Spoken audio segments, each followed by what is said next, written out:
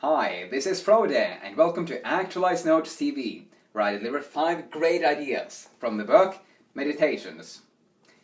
This book was actually written about 2,000 years ago by the Roman Emperor Marcus Aurelius. And what's fascinating about the book is that the content written in it is actually a series of journals that Marcus wrote to himself during his time as an emperor. The book helps us get our wisdom on and is filled with metaphors, lessons, and kicks in the butt for how we can go about living our lives. If you're into Stoicism, Roman emperors, and ancient wisdom, you'll dig it. Let's have a preview of the 5 big ideas. Your inner fire. We want to use obstacles as material that we can use to grow stronger. Forget praise. Do you think an emerald loses its quality if it isn't praised? What about our lives and our work? Blankets versus work. Do you want to wrap yourself in blankets all day, or do you want to go out and do your work?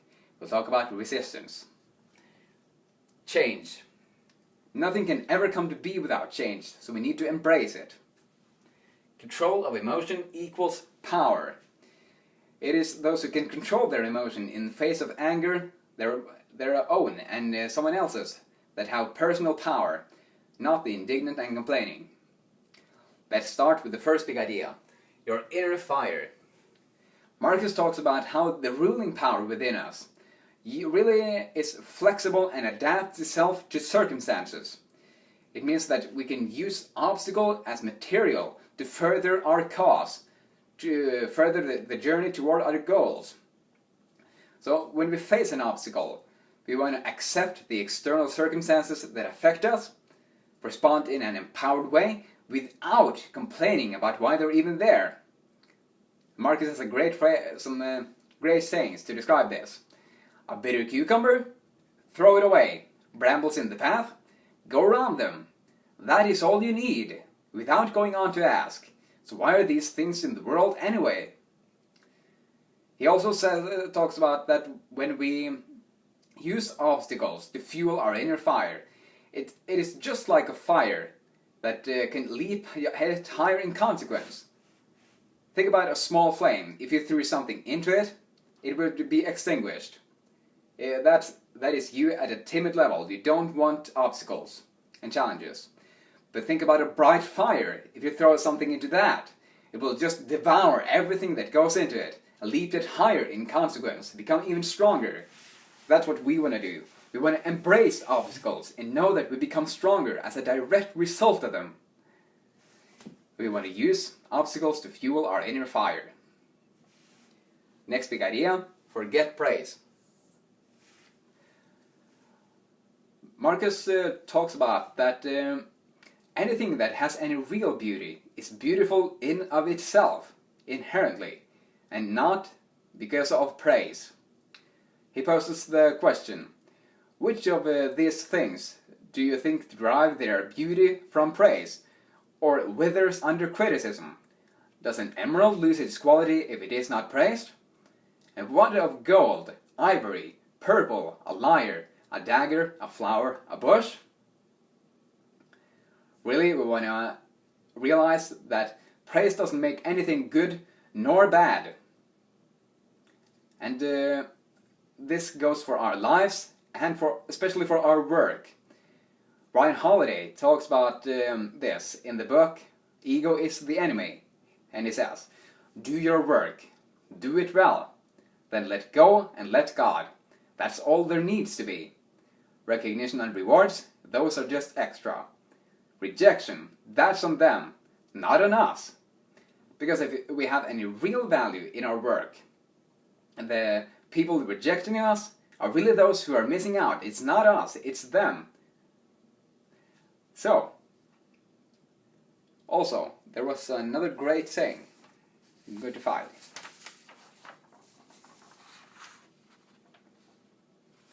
Yeah, I really find this relevant for my own work, because it takes about 8 to 12 hours before I finish one of these videos, because I need to read a book, write a note in them, prepare for the video, record the video like I do right now, and then edit the video. So when somebody praises my work, I really appreciate it, but it's not necessary for me to do my work, because I'm not doing it for the money or for praise. I do it because I really believe that what I put out can have some real value in someone's life, and hopefully yours, especially when I get better and better at conveying these ideas. So we want to remember that an emerald doesn't lose its quality if it is not praised, and neither does our lives or our work. Next big idea, blankets versus work. Marcus has a really good passage that resonates deeply with me, and therefore I'm going to read it out to you right now. Try to reflect around what it is all about. At break of day, when you are reluctant to get up, have this thought ready to mind.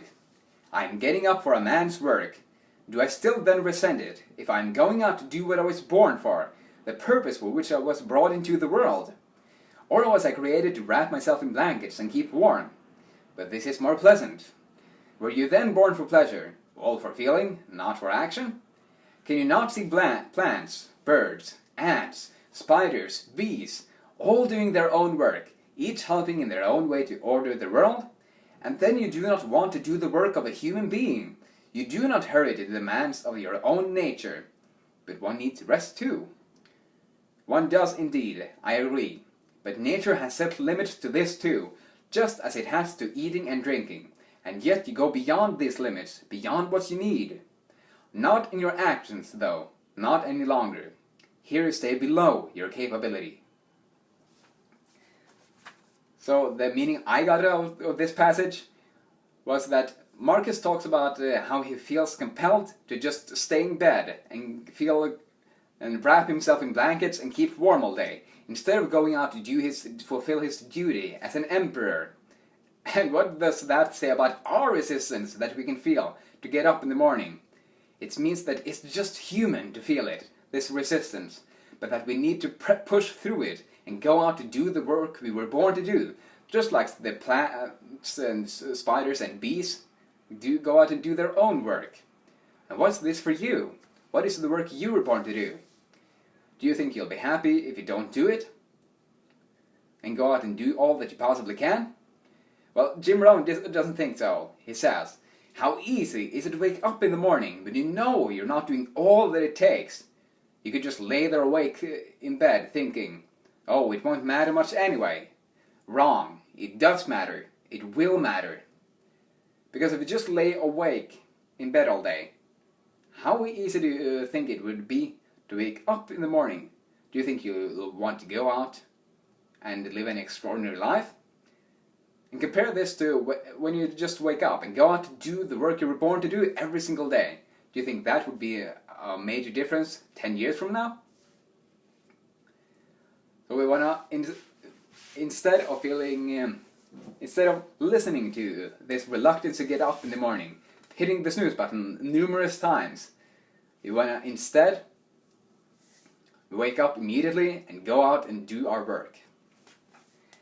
Next big idea, change.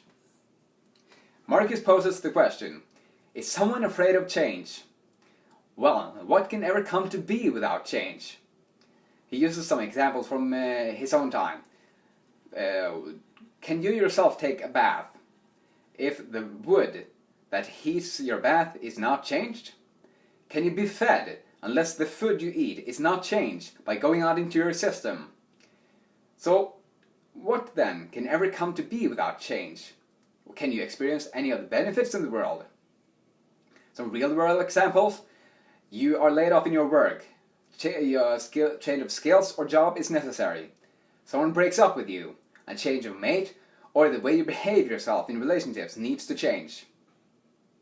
And if the job market becomes more competitive because people share their work on the internet, you also need to share your work on the internet if you want to survive long term.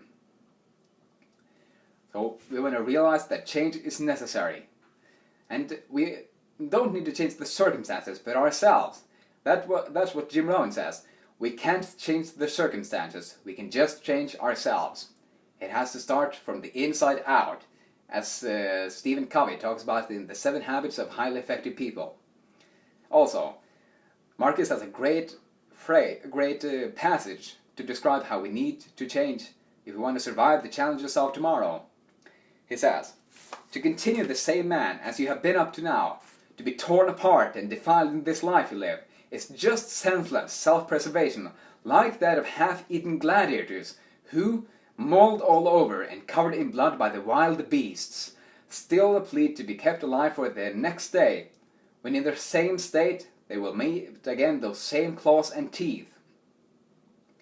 So I ask you now, is there any changes necessary in your work, relationships, or your health if you want to survive the challenges, the wild beasts of the future?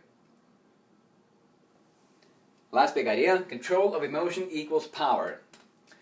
When you have a gentle calm in the face of your own or someone else's anger, it shows your personal power. It shows that you have sinew, courage, and strength. Not like the people who can constantly complain, criticize, and blame other people for their own misfortunes. They don't have that sinew, courage, and strength. So when you stay calm in the face of anger, you show your personal power. A real-life example, if somebody criticizes your work, you might feel really hurt. Then you can either choose to explode with anger and vent out all of the cuss words that you know, or you can take a deep breath and think about if there's actually something valuable in that criticism that you can use to further your own work. If there is, you can actually thank that person for his criticism. If not, you can just ignore it or delete the comment if it's on the internet. Remember, when you stay calm in the face of anger, you show your personal power, and you increase it for every time you do that. Not like the indignant and complaining. That was control of emotion equals power. Change. Change is completely necessary if you want to experience any of the benefits in life. Blankets versus work. Will you wrap yourself in blankets, or will you go out and do your work? That is the question. Forget praise. Do you think an emerald loses its quality if it isn't praised? Well, neither does our lives or our work. Your inner fire. We want to see obstacles as fuel for our inner fire and know that we become stronger as a direct result of those obstacles. Thanks for watching. I hope you enjoyed. I sure did. I look forward to sharing more. Continue to actualize your potential. Have an awesome day. See ya.